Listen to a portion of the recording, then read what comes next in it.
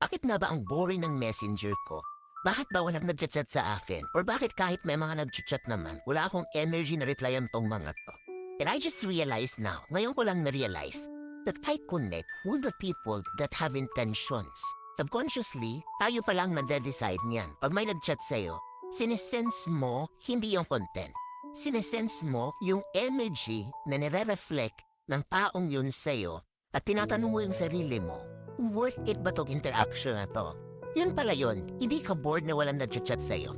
It's just that you choose the people you interact. We're not interacting with people that doesn't serve our curiosity, that does not serve our own sanity. People that doesn't make sense in our life doesn't deserve a spark of conversation. Hindi ka pala bored. It's the taste that you've been wanting to all this year. As tahimik yung buhay kapag ka mas pinipili nating makipag-connect dun sa mga tao na mamatter lang sa atin.